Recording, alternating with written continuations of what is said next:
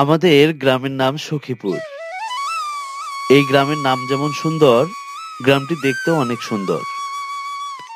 গ্রামের মানুষগুলো অনেক সহজ সরল।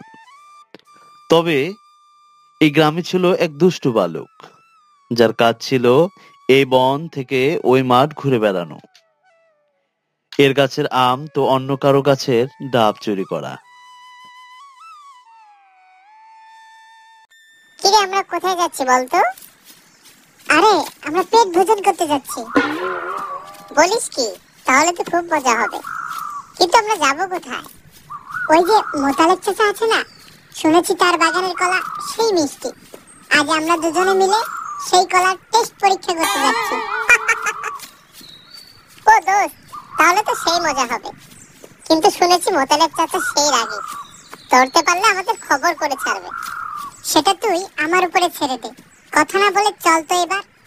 এই বলে রাকিব ও রনি হেঁটে যেতে লাগলো কলা বাগানের দিকে। হাঁটতে হাঁটতে তারা প্রায় মোতালেব মিয়ার কলা বাগানের কাছে চলে এসেছে।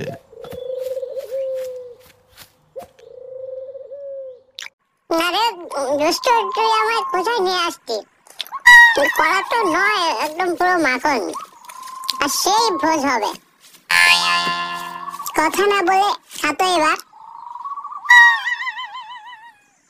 এই বলে রাকিব ও রনি কলা খেতে থাকলো। এমন সময় কলা বাগানের দিকে মোতালেব মিয়া এসে দেখে তার কলা চুরি করে খাচ্ছে। সে অনেক রেগে গেল। কে রে আমার বাগানের কলা চুরি করে? দাঁড়া তোরা। এই মেরেছে মোতালেব চাচা, পালা রাগি পালা। এই ছেলে পেলেরা মানুষ হবে না, আমার এত দামি কলাগুলো শেষ করে দিল। যা, আজ একটুর জন্য বেঁচে গেলাম। হ্যাঁ হ্যাঁ, চল আজ বাসায় যাই। রাকিব ও রনি চলে গেল। এরপর একদিন তারা বনে ঘুরতে আসলো। এই রাকিব, কালকের ওই মোতালেব কাকার বাগানের কলা কিন্তু সেই মিষ্টি ছিল। খেয়ে যা মজা পেয়েছি, পুরো মাখন। হ্যাঁ ঠিকই বলেছিস, কলা তো নয়, যেন রসগোল্লা। আচ্ছা, কালকে তো মোতালেব কাকার বাগানের কলা মেরে দিলাম, আজকে আরেকটা বুদ্ধি আমার মাথায় এসেছে। বলিস কি? ধন্য দোস্ত, আমি তোর বন্ধু হতে পেরে। তোর সাথে থেকে যে কত কি শিখলাম। এখন বল, কি বুদ্ধি আজকের জন্য? রাতে চলে আসিস, দেখতে পাবি। আরে দোস্ত বল না, আমার যে আর তস হইছে না। সবুরে নেওয়া ফলে তুই এখন সবুর করতে পারবি না? তাহলে শোন, ওই যে কাশেম কাকা আছে না, ওনার বাসার পাশে খেজুর গাছগুলোতে আজ হাড়ি লাগিয়েছে। কাল সন্ধ্যায়, থাক আর বলতে হবে না, কখন আসবে সেটা বল। রাত 11টার দিক চলে আসিস। আচ্ছা দোস্ত, এখন তাহলে বাসায় যা, কাল রাতে দেখা হচ্ছে। তারপর রনি ও রাকিব বাসায় চলে গেল। রাত যখন ঠিক 11টা, রাকিব আর রনি খেজুরের রস চুরি করতে বেরিয়ে পড়লো। আজ টুক করে খেজুর গাছে উঠে রসে ভরা কলসিটি নিয়ে নেমে পড়ব। খুব মজা হবে। ওই তো খেজুর গাছ। চল উঠে পড়ি। আরে, ওটা কিসের ছায়া? কই, আবার ভূত না তো?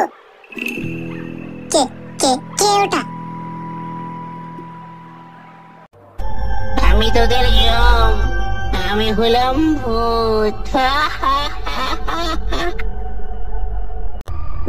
ভূত? আমরা তোমার কি ক্ষতি করেছি? আমি জানি এখানে তোরা কেন এসেছিস। আমি তোদের মনের খবর জানি। আমি থাকতে তোরা এ গাছ থেকে রস চুরি করবি, তা কখনো হবে না। আমি তোদের এখন মজা দেখাবো। ও বাবা গো, ও মা গো, বাঁচাও বাঁচাও। থামো থামো, এবার আমার কথাটা তো একটু শোনো। বল, কি বলবি বল। এটা তো কাশিম কাকার গাছ, তুমি কেন আমাদের মারছো? এই গাছের পাহারাদার আমি। মানে বুঝলাম না। শোন, আমিও তোদের মতো ছিলাম, তাই আমার আজ এই অবস্থা। আমাদের মতো মানে একটু বুঝিয়ে বলো। শোন তাহলে, আমার তখন 20 বছর বয়স। মানুষকে না বলে তাদের জিনিস আমি চুরি করতাম। একদিন আমি এই গাছের নিচে চলে আসি, তখন একটা জাদুকর আমাকে ডাক দেয়। এই ছেলে, এদিকে আয়। হ্যাঁ বলেন। শোন, চুরি করা ভালো না, তুই আর চুরি করিস না। আপনাকে জ্ঞান দিতে হবে না, যান এখান থেকে।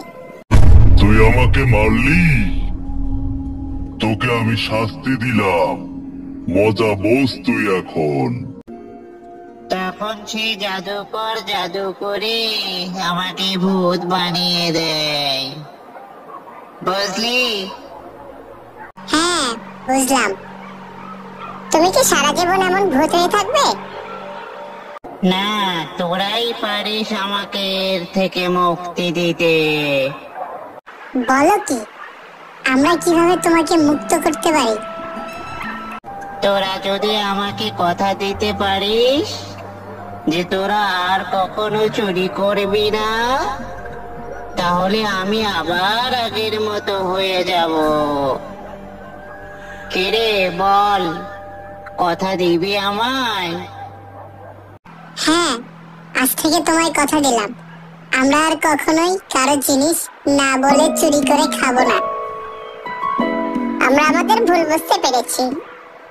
আমরা এমন কাজ আর কখনোই করব না যেটাতে মানুষের ক্ষতি হয়। এরপর রনি ও রাকিব ভূতকে চুরি করা বাদ দেওয়ার কথা দেয়। জাদুকরের কথা অনুযায়ী ভূত তার শাস্তি থেকে মুক্তি পায়।